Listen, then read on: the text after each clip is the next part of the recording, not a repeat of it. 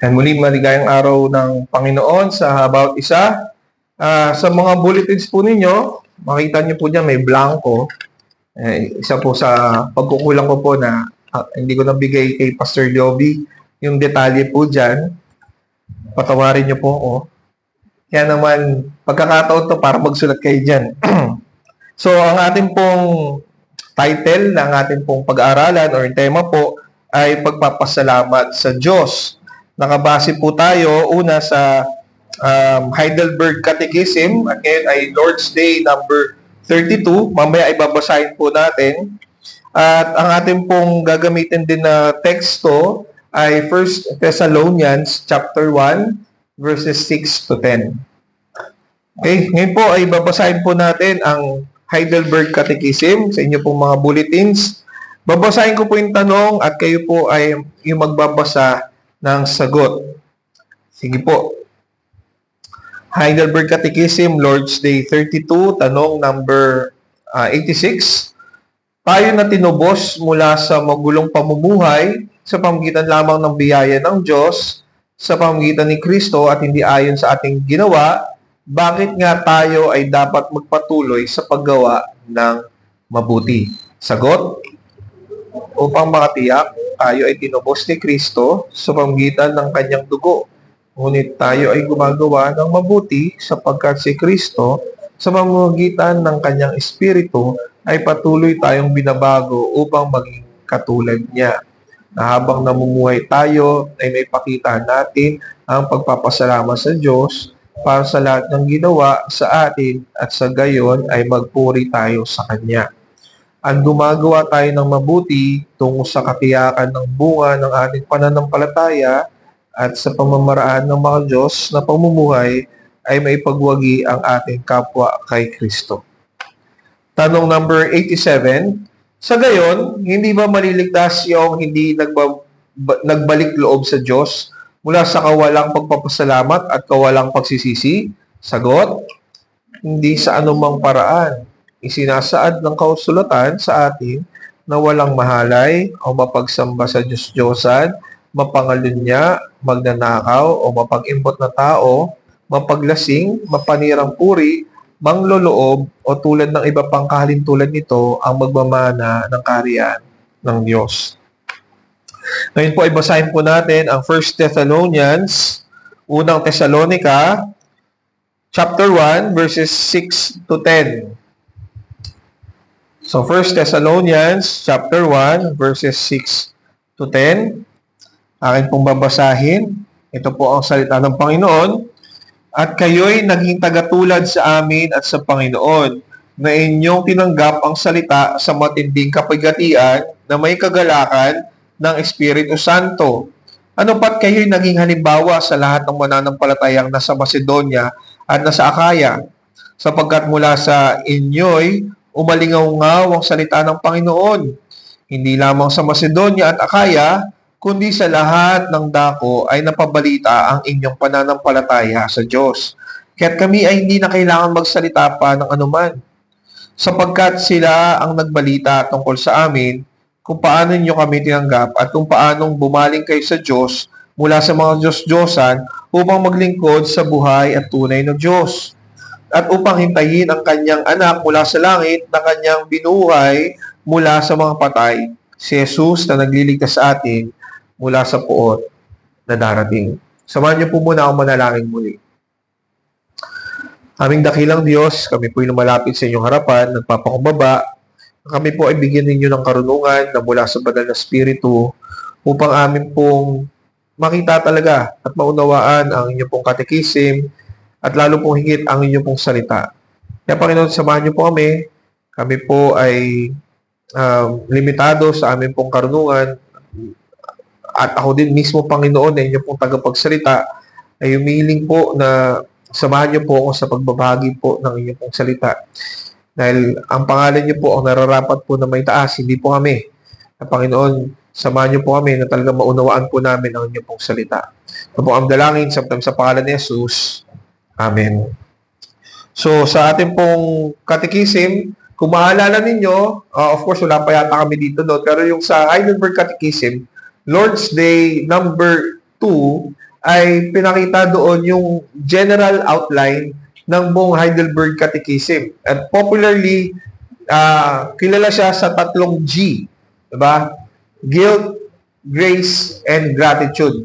Ganun yung pagkakahati ng Heidelberg Catechism. So sa guilt, pinakita doon kung gaano kamiserable yung sitwasyon nating mga tao, na tayo ay makasalanan at walang mabuting nilalabas mula sa atin. Kaya naman, sa ganong sitwasyon, ay karapat-dapat tayo doon sa pangwalang hanggan na kamatayan. At doon naman sa part ng grace ay nilinaw sa atin na dahil sa gracious work ng Triune God, ay naging malinaw sa atin na wala tayong magagawa para sa ating kaligtasan, ang lahat ay biyaya ng Panginoon. Ngayon naman, ito yung third part na kung saan para siyang pasimula ng iba pa natin pag-aaralan sa mga susunod. At yung mga susunod natin pag-aaralan, kasama din dyan yung Ten Commandments. At lilinawin talaga sa atin kung ano ba yung ibig sabihin ng bawat mga kautusan ng Panginoon. Of course, madalas ay misunderstood natin kung ano yung sinasabi sa Biblia, dala ng sarili nating mga kakulangan. Pero mabuting Panginoon, nandyan ang kanyang salita, available, tapos nandyan din yung kanyang catechism para mas maging malinaw sa atin kung ano yung sinasabi ng kanyang salita. At kasama doon sa part na yon, ng pag-aaral na yon, kaya natin pinag-aaralan ay dahil doon sa gratitude na part ng catechism. Kumbaga yung pasasalamat, yung dapat nating, yung tamang tugon doon sa kabutihan ng ating Panginoon. So, napakahalaga ng ganitong katuruan kasi nga nagre-reflect to kung paano natin talaga nauunawaan yung gospel ng ating Panginoong Diyos. Nandoon yung pag-aaral natin, pero kung wala siyang application, kung wala siyang pag-respond, malamang sa malamang, hindi talaga naging malinaw sa atin kung ano yung mga pinag-aaralan natin tungkol sa kanyang salita. Ang pasasalamat, ang mga actions, ay yun yung rightful response natin doon sa mga tinuturo sa atin ng Panginoon. At again, yun yung pagpapakita na tayo ay talagang binago ng Panginoon. Sinabi ni Pastor Yobi kanina, yung new creation. Lahat ng mga tunay na mananampalataya ay talagang nababago. Nakikita niya ang mundo sa ibang perspektibo kung paano siya inilahad ng Biblia, and at the same time, yung isang bagong nilalang ay tumutugon sa Panginoong Diyos ng nararapat sa harapan mismo ng Diyos. Hindi na tayo makasarili. Ang iniisip natin kung ano yung kasiyahan ng ating Panginoong Diyos, hindi tayo. So kahit na nagtatrabaho tayo, kahit na anong pang mga ministry involvement natin, kahit saan mang relasyon nandoon tayo, ang lagi nating iniisip, ano yung kalooban ng Panginoon? Paano ko mapapakita yung pagpapasalamat sa Panginoon sa kung anumang sitwasyon na nandoon ako? Doon sa binasa natin kanina sa verse 6, sabi ni Pablo, at kayo'y naging tagatulad sa amin at sa Panginoon. Naging katulad sa amin at sa Panginoon.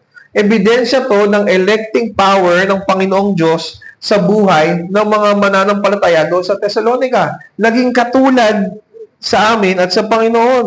Ang isang tunay na mananampalataya ni Kristo, ang nagiging pattern ng kanyang buhay ay katulad na ng buhay ng Panginoong Jesucristo. Kaya kasi sabi natin, yung Biblia ay ito yung guide natin sa kung ano yung nakakalugod sa ating Panginoon. Hinihayag sa atin na ganito na buhay ang Panginoong Jesucristo at ang tunay na mananampalataya, pinapattern niya ang buhay niya doon sa Panginoong Jesucristo. Of course, hindi naman kasama dyan yung tipong magpapapako ka sa krus o kaya yung mamumuhay ka ng palakad-lakad na gaya ginagawa nila sa pagmimisyon nila. Pero yung kaisipan, yung pagtugon sa salita ng Diyos, yung pakikitungo sa mga tao, doon natin binabatay ang ating pamumuhay. Kaya, kung paano din na nag-persevere ang ating Panginoong Diyos sa lahat ng mga persecution, tayo ding mga mananampalataya ay mag-undergo doon sa isang same na treatment ng persecution. Maaring iba yung itsura ng persecution, maaring hindi katulad nga sa mga missionaries sa ibang bansa, pero we are still experiencing a different kind of persecution. It's still persecution. And again, madami sa mga Kristyano ngayon ay napapersecute sa socially. Dahil nga sa ideology na meron sa mundo natin, ang demand ay ito yung sundin ninyo. Kapag hindi kayo umagree sa definition ng mundo, then iba-iba na yung itatawag sa iyo. Bigot, misogyny, meron kang hatred, ganyan. Samantalang ang pinapanindigan natin ay ang salita ng Panginoon. Pero nandoon yung persecution sa ganong kaparaanan dito sa atin. Hindi man tayo physically afflicted, pero yung morality natin, yun yung tinitira ng marami. Ngunit tandaan natin mga kapatid, sa isang mananampalataya na nakaka-experience ng persecution dahil sa kanyang conviction sa salita ng Diyos, ito rin ay nagpapatunay na tayo talaga ay nasa Panginoon. Kasi nga, kung siya ay dumanas ng pagsubok, tayo man din na mananampalataya ay dadanas din ng pagsubok. Bakit? Kasi nga ang mundo ay ayaw sa Panginoon, tapos tayo pinanghahawakan natin ang Panginoon at ang kanyang turo, di ibig sabihin, ayawan din tayo ng mundo. Kaya nga, nabanggit niya sa mga disciples, di ba, na if the world hates you, you know that it has hated me before it hated you. So, parte talaga ng buhay ng isang Kristiyano na ayawan tayo ng mundo. Hindi natin desire na maging appealing tayo sa mundo para tanggapin nila tayo. Hindi. Ang ginagawa ng iglesia, hinahayag natin kung ano ang katotohanan ng salita ng Diyos at ang mga tao sa mundo ang dapat na magsisi at mag-adjust ng kanilang sarili sa salita ng Diyos. Hindi ang iglesia ang mag-a-adjust, hindi ang Biblia ang mag-a-adjust, lalong hindi ang Diyos ang mag-a-adjust sa mga tao. Ayawan tayo ng mundo, given yon. Kasi nga inayawan ng mundo ang ating Panginoon. Yung mga Thessalonians, na-experience sila yung ganitong klaseng hatred, ganitong klaseng persecution doon sa kamay ng mga hindi mananampalataya. And again, sinasabi ni Pablo, ito ay sinyalis talaga na kayo ay pinili ng Panginoon. Kasi nga, inayawan ulitin ko lang, ayaw ng mga tao sa Panginoon, susunod tayo sa Panginoon, and that means ayawan din talaga tayo ng mga tao. At nagpapatunay nun na tayo talaga ay nasa Panginoon. So, sa pamamagitan ng ganitong pangunawa, ang isang mananampalataya sa kabila ng mga pagsubok ay dapat ma-encourage na magpatuloy sa paglilingkod at sa paggaya, paghumaling natin sa ating Panginoong Hesukristo, na para bang gusto natin ipakita na yes, Christian ako. Yes, pwede mong sabihin na mukha akong Panginoong Hesukristo, pero hindi ako katulad niya na sa pagiging divine, no? Sa pagiging head ng church. Pero bilang follower ako ni Christ, dapat makita din talaga ng mga tao na tayo ay kawangis ng ating Panginoon dahil sa ating pagsunod. At ito yung exhortation natin sa araw na to. Bilang mga pinili ng Diyos kay Kristo na inihanda para sa mabuting gawa, mamuhay ng kapuri-puri, ipinapakita ang kapangyarihan ng Ebanghelyo bilang pasasalamat sa Kanyang biyaya. Ulitin ko po bilang mga pinili ng Diyos kay Kristo na inihanda para sa mabubuting gawa, mamuhay ng kapuri-puri, ipinapakita ang kapangyarihan ng Ebanghelyo bilang pasasalamat sa Kanyang biyaya. At magagawa natin to base dito sa ating pinag-aaralan and even sa Catechism sa dalawang bagay. Una po, living examples of faith for others. Yan po, isusulat nyo po doon sa blanco. Living examples of faith for others. Yung si Pablo, kasama si Barnabas at saka si Silas, at si Timoteo, hindi pala kasama si Barnabas dito. Nagbahagi sila doon sa Thessalonica Mababasa niyo sa Acts 17. At doon ay nakaranas sila ng mga challenges ng persecution. At lalo na yung mga mananampalataya ay dumanas nun kahit na wala na sila Pablo.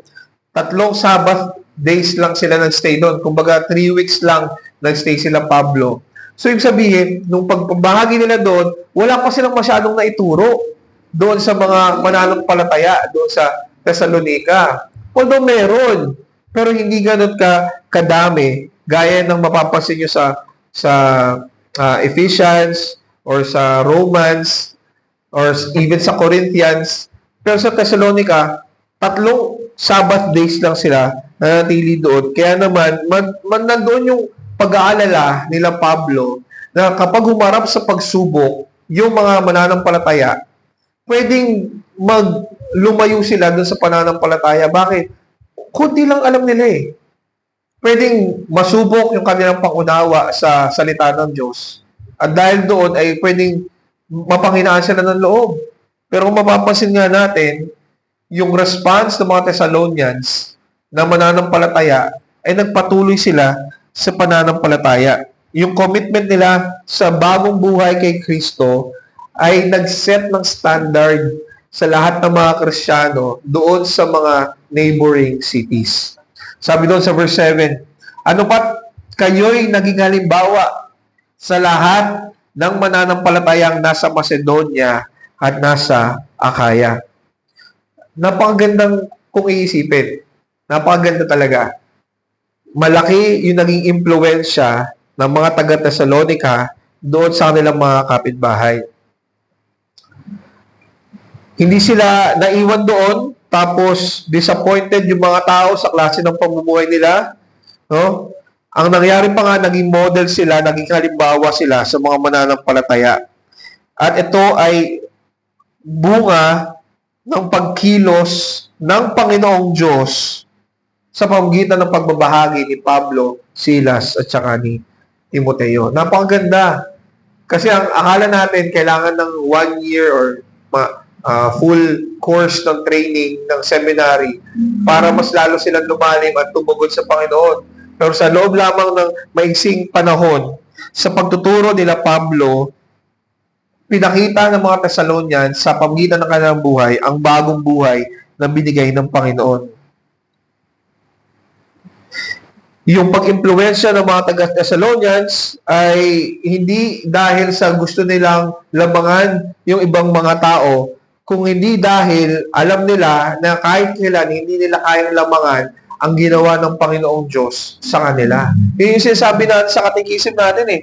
Tayo na tinubos mula sa magulong pamumuhay sa pamamagitan lamang ng biyaya ng Diyos sa pamamagitan ni Kristo at hindi ayon sa ating ginawa. Nililinaw sa atin, wala tayong inambag sa kaligtasan natin. Lahat ginawa ng Panginoong Diyos. So bakit tayo dapat magpatuloy sa paggawa ng mabuti? Yung sinasagot natin doon sa katekism. Kasi tayo ay tinubos ni Kristo sa pamamagitan ng kanyang dugo. Kung tayo ay gumagawa mabuti sapagkat si Kristo, sa pamamagitan ng kanyang Espiritu, ay patuloy tayong binabago upang maging katulad niya. Napakaganda po nun, mga kapatid. Yung pagkagusto natin na gumawa ng mabuti sa pangalan ng Panginoon, nagpapakita yun ng unti-unting pagbabago ng Panginoong Diyos sa atin. Hindi na tayo ganun ka-selfish like before, na iniisip muna natin yung sarili natin o kaya yung sa pamilya natin. Okay lang naman yun sana, no? Pero kung sa kapahamakan na ng iba, no, dahil kagustuhan natin na mauna yung sarili natin, sa ngayon na naging Kristiyano tayo, ang iniisip na natin, sana yung ikabubuti rin ng ibang mga tao, yung kapakanan din ng iba. Hindi na tayo naging makasarili, bagkus ang gusto pa nga natin, maramdaman ng ibang mga tao kung ano yung pagbabago ng Panginoong Diyos na ginagawa sa buhay natin. Again, kung titingnan natin, susukatin natin ginagawa natin doon sa ginawa ni Kristo, napakaliit natin. Ang layo ng agwat ng ginawa ni Kristo doon sa ginagawa natin. Verse 8, sapagkat mula sa inyo'y umalingaw-ngaw ang salita ng Panginoon, hindi lamang sa Macedonia at Akaya, kundi sa lahat ng dako ay napabalita ang inyong pananampalataya sa Diyos. Napakagandang balita to sa kina Pablo, na nung iniwan nila Tumakas sila doon sa Thessalonica dahil nga doon sa persecution sa kanila, abrupt yung pag-alis, tapos biglang makakuha sila ng balita na ganito na yung ginagawa ng mga mananampalataya. Napakasarap sa pakiramdam na yung mga tinuruan mo ay hindi lamang nanatili hanggang doon lamang sa kanilang pagkikita, kundi nagpapatuloy doon sa kanilang ginagawa. Kung babalikan natin yung chapter 1 pa rin, pero verse 2, sabi ni Pablo, nagpapasalamat kaming lagi sa Diyos dahil sa inyong lahat na tuwin ay binabanggit namin kayo sa aming mga panalangin. Nagpapasalamat sila doon sa mga mananampalataya. Nagpapasalamat sila sa Diyos dahil sa ginawa ng Panginoon sa kanila. Yung basihan ng kanilang pamumuhay, nakita nilang paano kumilos, nagsipag, sila Pablo, sila Timothy sa kanila. Hindi nila ginaya sila Pablo para lamang maging sikat. Kung mababasa niyo yung sa Corinthians, nagkakaroon ng division dahil doon sa mga leaders, ako kay Pedro ako kay Pablo, ako kay Apollos. Yung mga mananampalataya sa Thessalonica, gusto nilang gayahin sila Pablo, sila sa Timothy, hindi para sumikat sila, hindi mga kapatid, kung iisipin, kapag in-affiliate mo yung sarili mo kina Pablo, delikado ka pa nga eh. Kasi nga, kilala na si Pablo na nagbabahagi ng salita ng Panginoon, edi lalong pinapahamak mo yung sarili mo kapag sinabi mo na affiliated ka kina Pablo, sila sa Timothy. Pero ang pagwangis nila kina Pablo, sila sa Timothy ay hindi dahil nga para sumikat, kundi dahil nakita nila kung ano ang ibig sabihin ng pagiging anak ng Diyos. Pinakita yon nila Pablo ng kanilang mga church leaders. Kaya naman ginagaya nila yung kung ano yung pinakita nila Pablo. Dahil ito yung literal na interpretation ng scripture na tinuro sa nila. Nakita doon sa kanilang buhay. At dahil doon sa impluensya sa kanila, yun din yung kanilang pinapakita doon sa mga tao sa paligid nila. Sila ay na-impluensya ng mga turo, pati kung paano ito ina-apply. At ganun din naman sa atin mga kapatid. Maaring matalino tayo sa pananampalataya, sa tunituro ng salita ng Panginoong Diyos. Maaring alam natin na sa ating pananampalataya, meron talagang pagsubok na darating. Given yon, tanggap natin, no? Pero once na nandoon ka na mismo sa pagsubok, nandoon na talaga yung pagtingin kung paano mo talaga naiintindihan yung pananampalataya na meron ka. Kasi pwede sabihin natin, alam natin na mabuti ang Panginoon. Alam natin God is provider, He is our strength, He is our shield. Pero kapag dumarating ka sa pagsubok na ng buhay, ng inyong pananampalataya, nandoon na yung pagkakataon para may pakita talaga kung ano yung alam mo sa Panginoon. Nandoon na yung pagkakataon para sabihin mo talaga na ang Diyos yung provider mo, na yung Diyos yung shield mo, na yung Diyos yung magproprotekta sa'yo. Pero alam natin ito mga kapatid, kapag dumaranas tayo ng mga pagsubok, nandoon yung pag-question na nga natin sa pananampalataya natin eh. Baka hindi talaga ako mahal ng Panginoon? Baka hindi talaga ako niligtas ng Panginoon? Mga kapatid, every time na dumaranas tayo ng mga pagsubok, yun yung pagkakataon para may pakita natin kung ano talaga yung alam natin patungkol sa ating Panginoong Diyos. Merong nag-testimony na napanood ko. Sabi niya, pinupuri niya yung Panginoon dahil doon sa bagay na binigay sa kanya. Pinupuri niya yung Panginoon sa isang bagay na binigay sa kanya. So, ang iniisip ko, nung napanood ko yun, baka merong regalo sa kanyang magandang kotse, o kaya siguro meron siyang achievement sa trabaho, kaya sa buhay, kung ano man. Pero sinabi niya, nagpapasalamat siya, nagpupuri siya sa Panginoon dahil sa binigay sa kanya. Umiiyak siya. Ang sinasabi niya, kinokontrol niya yung sarili niya na hindi magalit. Kinokontrol niya yung sarili niya na hindi magalit doon sa isang tao na nakasakit sa kanya. Alam niya, karapatan niya, pwede siyang magalit talaga, magwala, pero hindi niya ginawa. Kasi ang sabi niya, ito ay pagsubok sa aking pananampalataya sa Panginoon. Yun yung pinagpapasalamat niyang binigay sa kanya ng Panginoon. Yung pagsubok na yon, pagkakataon, para ipakita ang kanyang pananampalataya sa Panginoon. Mahirap mga kapatid na i-apply kung ano yung mga sinasabi natin. Sinasabi natin Kristiyano tayo. Sinasabi natin na yung Kristiyano ay nilikha ng Diyos para hinanda para sa mga mabubuting gawa. Pero once nandun na yung pagkakataon para magpaka-Kristiyano, para ipakita yung mga mabubuting gawa, doon tayo minsan nasishake eh. Doon tayo minsan talaga nasusubok eh. Gagawin ko ba? Ipapakita ko ba? Papatunayan ko bang Kristiyano ako?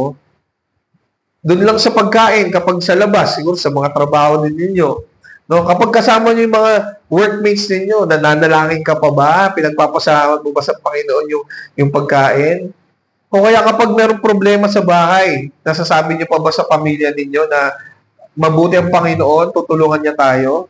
O mag-aaway lang kayo, tapos maghanap ng solusyon? Mahirap i-apply madalas kung ano yung ating mga sinasabi. Pero yung dahilan lamang, kaya tayo nagko-commit sa ating Panginoon sa kabila ng mga afflictions, ay dahil doon sa pag-ibig ni Kristo at ng kanyang biyaya. Kailangan natin balikan lagi yon. Ano yung ginawa ng Panginoon Diyos para sa akin? Ano yung ginawa ng Panginoon Diyos? Gaano katindi yung pagmamahal ng Panginoong Diyos? Na hindi ko kaya kailanman nasuklian o pantayan man lang. Alam niyo, sa magandang pagkakataon ng mga pagsubok, maganda maalala natin yung salita ni Prophet Samuel sa 1 Samuel 12:24. Sabi niya doon, matakot lamang kayo sa Panginoon at maglingkod kayo ng tapat sa Kanya ng inyong buong puso. Alalahanin ninyo ang mga dakilang bagay na Kanyang ginawa sa inyo. Ang Israel, prone sila nakalimutan ng Panginoong Diyos. Yung context nito ay nandoon yung desire nila na magkaroon ng sariling hari. At pinapaalala sa kanila ni Samuel, alalahanin ninyo ang mga dakilang bagay na ginawa ng Diyos para sa inyo. At yun din naman encouragement sa bawat isa sa atin. Yes, nag-aaral tayong salita ng Diyos, natututo tayo sa salita ng Diyos, at kapag dumarating yung mga pagsubok, ang encouragement sa atin, alalahanin natin kung ano yung ginawa ng Panginoon. Sa mga pagsubok sa pananampalataya natin, alalahanin natin ang ating Panginoong Diyos. Itong klaseng grateful serving, since nandun tayo sa topic ng gratitude ng Heidelberg Catechism, yung grateful serving, ito yung dapat na ina-aspire na bawat isa sa atin. We serve the Lord not because we are dahil lang sa compelled tayo or obligated tayo. We serve the Lord out of gratitude. We serve the Lord kasi nauunawaan natin na ito yung dakilang Diyos na karapat-dapat na pagsilbihan, papurihan, at sa kanyang ginawa, ito yung aking pasasalamat. Hindi man ito papantay sa ginawa ng Diyos, pero ito yung kayang ibigay natin para sa Kanya. Inaalay talaga natin dapat ang buhay natin sa Kanya. Ito yung dahilan para mag-serve tayo sa Diyos at ibahagi si Kristo dahil sa kanyang mga ginawa, despite na mga pangit na pangyayari sa mga buhay natin, despite na mga pangit na ginawa sa atin, manatili tayo sa pagbabahagi ng katotohanan ng salita ng Diyos. Hindi dahil tayo ay mabuti, kundi dahil ang Diyos ay mabuti. Hindi dahil tayo mabuti, kundi dahil tayo ay hinanda para doon sa mga mabubuting mga gawa. Itong ginawa ng mga Thessalonians ay nag-elevate para mas dumami pa ang magbahagi ng salita ng Diyos, no? Pero more importantly, itong imitation na ginawa ng mga Thessalonians ay para itaas ang pangalan ng Diyos. At dahil dito, nag-produce ng good reports sa mga Thessalonians doon sa mga karating nilang mga lugar. Dahil dito, nagkaroon pa nga mas marami pang gospel conversation na nagpapatunay ng kapangyarihan ng gospel para baguhin ang buhay ng mga tao. Mga kapatid, ito tatandaan natin, habang lumalawak ang pagbabahagi ng salita ng Diyos, nagpapatunay lamang na marami talagang nababago ng salita ng Diyos. Kasi kung walang pagbabago sa buhay ng tao, mababansot na lang yung pagbabahagi ng salita ng Diyos. Pero since kumakalat ang salita ng Diyos, nagpapatunay ito ng kapangyarihan ng salita ng Diyos. So, ang punto lang mga kapatid, tayo mga Kristiyano, pwede tayong mag-impluwensya ng iba, hindi para sa personal glory natin, kundi para sa glory ng ating Panginoong Diyos. Yun yung maging natin, framework natin. Anything that we do is for the glory of God. Ito yung isa sa mga purpose ng good works, to win people over to Christ. Kaya tayo gumagawa ng mabuting gawa. Kaya tayo inanda para sa mga mabubuting gawa. Para idalhin yung mga tao sa paglilingkod sa Panginoong Heso Kristo. And our commitment to live for the Lord can be used by God to impact others. Mga kapatid, ang ating pananampalataya, gaya ng sinasabi sa Santiago, ay napapatunayan sa ating mga gawa. At ang mga tao, makikita nila ang tunay na lingkod ng Panginoong Jesucristo sa pamamagitan ng kanilang mga buhay. Kaya naman sana sa ating mga pananalita, sa ating mga galaw, ang ating mga pag-uugali, nawa ay magbigay ito ng kaluwalhatian lamang sa ating Panginoong Diyos at makatulong para dalhin ang mga tao sa paglilingkod sa ating Panginoon. Pangalawang bagay, kung yung una ay living examples of faith for others, ang pangalawa, leaning exclusively to God in every area of life. Leaning exclusively to God in every area of life. So yung mga Thessalonians, sinunod nila yung paraan ng pamumuhay nila Pablo according sa salita ng Panginoong Diyos. Kaya nga nasasabi ni Pablo, kahit kami ay hindi na kailangan magsalita pa ng anuman. Di ba doon sa verse 9? Sapagkat sila ang nagbalita tungkol sa amin kung paano nyo kami tinanggap at kung paano bumaling kayo sa Diyos mula sa mga Diyos-Diyosan upang maglingkod sa Diyos at sa buhay at tunay na Diyos. Sa verse 8. Kaya kami ay hindi na kailangan magsalita pa ng anuman. Yung mga Thessalonians, nagbabahagi sila ng gospel na kanilang natanggap at natutunan at kumakalat yun. At yung Thessalonians bilang isa siyang trading port, isa siyang trading city, yung mga barko ay dumadaong doon, tapos nagkakaroon ng market, ng palitan ng mga natutuklasan sa iba't ibang parte ng mundo. At the same time, nandun din yung pagpalitan ng mga ideas, ng mga wisdom, ng mga philosophy. And dahil sa ang Thessalonians, dumadaming mananampalataya, yung mga dumadaong doon ay nakakarinig din sa salita ng Panginoon, at kapag umalis na, pumupunta din sa iba't ibang lugar, ang salita ng Panginoong Diyos ay kumakalat din sa ibang mga lugar na yun. Napakaganda na nangyari. And to think na 3 linggo lamang nagstay si Pablo, Silas at Timothy sa Thessalonica. Biyaya to ng Panginoon. At itong gantong klaseng pangyayari, indeed, it is a wonderful report. Verse 9, babasahin ko ulit. Sapagkat sila ang nagbalita tungkol sa amin kung paano nyo kami tinanggap at kung paanong bumaling kayo sa Diyos mula sa mga Diyos-Diyosan upang maglingkod sa buhay at tunay na Diyos. Napakalaki ng ginawa ng mga Thessalonians. Yung pagbaling patungo sa Diyos mula sa mga Diyos-Diyosan. Alam nyo, napakalaking bagay ng ginawa ng mga Thessalonians sa ganitong pagtalikod nila sa mga Diyos-Diyosan. Nagpapakita to ng kanilang genuine repentance talaga. Na sila ay humingi ng tawad sa Diyos at sila ay maglilingkod na sa Diyos. Basahin ko lang yung tanong natin sa number 87. Sa gayon, hindi ba maliligtas yung hindi nagbabalik loob sa Diyos mula sa kawalang pagpapasalamat at kawalang pagsisisi? Malinaw po yung sagot natin dyan. Hindi sa anumang paraan. Isinasaad ng kasulatan sa atin na walang mahalay o mapagsamba sa Diyos-Diyosan, mga pangalunya, magnanakaw, mapag-imbot ng tao, mapaglasing, mapanirang puri, mapangloob, o tulad ng iba pang kalit tulad nito, ang mamumana ng kariyan ng Diyos. Pag binasa niyo yung Galatians, yan din yung sinasabi.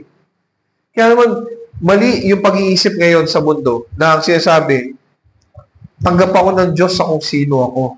O kung ano ako, tanggap ako ng Diyos. Mga kapatid, hindi tatanggapin ng Diyos sa kanyang kariyan ang mga makasalanan. Kung yung klase ng pamumuhay mo ay taliwas doon sa tinuturo ng Diyos sa kanyang kautusan, Papaanong babalik rin ng Diyos ang kanyang sinabi? Nagkamali ba ang Diyos sa binitawan yung mga salita? Para sabihin natin, tanggap ako ng Diyos kasi maibigin ng Diyos eh. Yes, maibigin ng Diyos. Kaya ang pinadala niya ang kanyang anak para lahat ng mga magsisisi ng kanilang mga kasalanan ay magkakaroon ng kapatawaran at buhay na walang hanggan.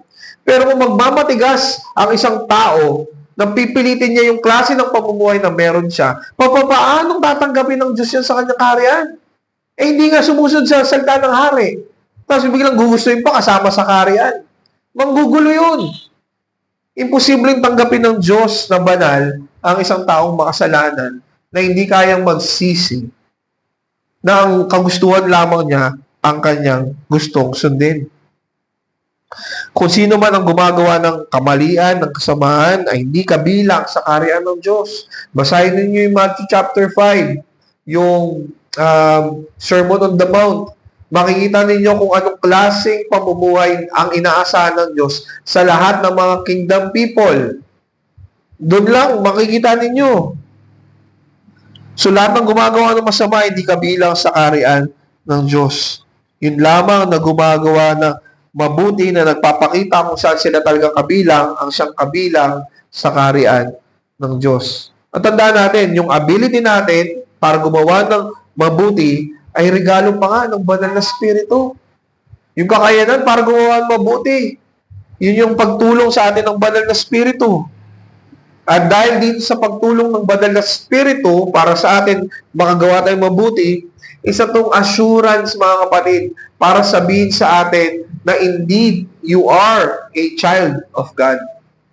Kasi again, ang isang hindi anak ng Diyos, ang isang hindi kabilang sa Panginoong Diyos, hindi kailanman gagawa ng mabuti at kalugod-lugod sa harapan ng Diyos. Pero dahil nakagawa ka ng mabuti sa tulong ng banal na Espiritu, ibig sabihin nun, ikaw ay kabilang at anak talaga ng Panginoong Diyos. Yung mga Thessalonians, nabasa natin, iniwan nila yung mga Diyos-Diyosan nila, no? At sa time nila, kapag tinalikuran mo yung Diyos na kinikilala mo, katulad nito sa pag-dismiss na ng buong buhay mo. Sa panahon nila, ganito katindi yung pagmamahal nila sa mga Diyos eh. Kaya nga lagi meron mga temple, yung mga nasa mga Asian cities eh. Kasi meron silang identification na kung sino man yung Diyos na yun yung nagbibigay ng pamumuhay sa iyo. Yun yung nagbibigay ng buhay sa iyo. At dahil sa pagtalikod nila sa kanilang mga Diyos-Diyosan, at humarap sila doon sa tunay na Diyos, ang ibig sabihin nito, tinatalikuran na talaga nila yung klase ng pamumuhay nila before. At ngayon ay mamumuhay kami sa Diyos na ito na pinakilala sa amin, na nag-iisang tunay na Diyos. Kaya naman ganito yung pagtugon nila eh. Pansin nyo, 3 linggo, pero yung pamumuhay nila iba na kagad. Bakit? Kinilala nila talaga na ito yung Diyos na binahagi sa nila, tunay at buhay na Diyos na karapat-dapat na pagsilbihan, papurihan ang pangalan. Yung mga Diyos sa lumang panahon, yun yung involved sa lahat ng aspeto ng kanilang buhay, simula kapanganakan, hanggang sa bawat desisyon ng kanilang buhay, hanggang sa kamatayan. And again, sa pagtalikod sa mga Diyos na yun, sinasabi nila that they have found something more precious than their life na binigay ng mga Diyos na yun, at nakita nila yung tunay na buhay, something worth giving up their life, their old life for. Kaya ito yung, isa rin to sa patunay na the old has gone the new has come eh. Kasi nandoon ka na sa totoong buhay na gusto ng Panginoon, tinalikuran mo na yung dating buhay. So mga kapatid, yung moment na sinuko natin yung mga buhay natin, the moment na talagang binitawan natin yung mga sarili natin, it is that moment that we truly begin to live. Kung bibitawan na natin yung pansarili natin at bibigyan natin ng atensyon ng ating Panginoong Diyos na karapat-dapat sa lahat, doon mo lang malalaman kung ano talaga ang tunay na buhay. Tanong mga kapatid, saan mo nilalagak ang iyong buhay? Saan mo nilalagak ang iyong tiwala? Doon ba sa mga panandaliang mga bagay?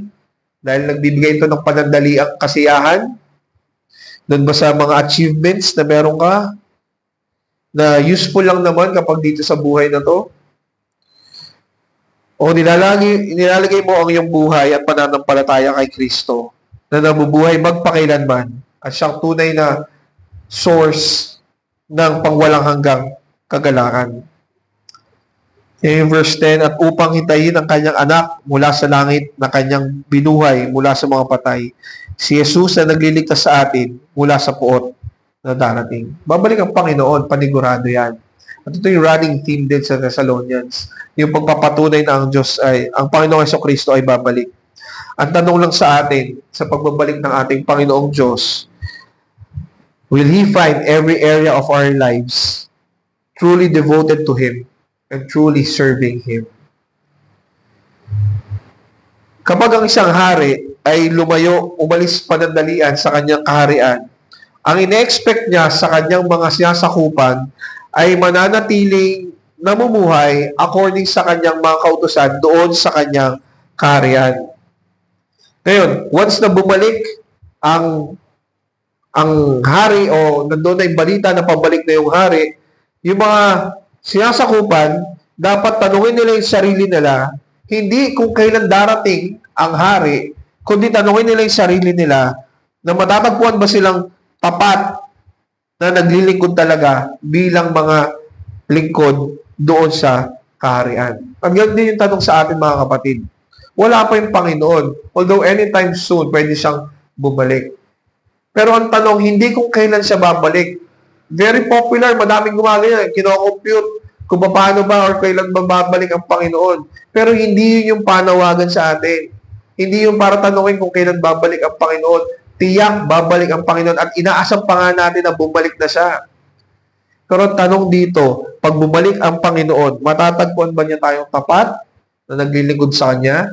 Na gumagawa ng mabuti para sa Kanyang kaluwalhatian? Na tayo ba ay tunay na nabuhay bilang mga lingkod niya? Nawa po, yung mga buhay natin, sa kabila ng mga pagsubok, sa kabila ng mga uncertainties, nawa ay patuloy tayong lumakad at gumawa ng mabuti na binabalik-balikan ang ginawa ng Panginoong Diyos sa atin. Na kung siya ay gumawa ng mabuti sa atin at tatapusin niya yon sa pagbabalik ng ating Panginoon. Nawa tayo na ginawa ng mabuti ay magpakita rin ng mabuting gawa para sa kaluwalhatian ng Panginoong Diyos. And by the grace of our Lord and Savior, Jesus Christ, and the wisdom of the Holy Spirit, let us live every aspect of our lives for the glory of God. Dalangin po tayo. Aming Diyos, kami po'y nagpapasalamat sa inyong salita na tumutulong po sa amin para unawain kung ano po ang inaasahan niyo po sa amin. Nawa po, gaya po ng mga mananampalataya sa Thessalonica, gaya po nila Pablo, at lalong higit sa klase ng pinakitang pamumuhay ng Panginoong Jesucristo, ay makita nyo rin kami na namumuhay ng tapat at nakalulugod sa inyo pong harapan. Tulungan kami ng banal na Espiritu upang makapamuhay kami ng nakalulugod sa inyo. Ito po ang dalangin sa pangalan ni Jesus. Amen. Sige po, lilikumin po natin ang offering.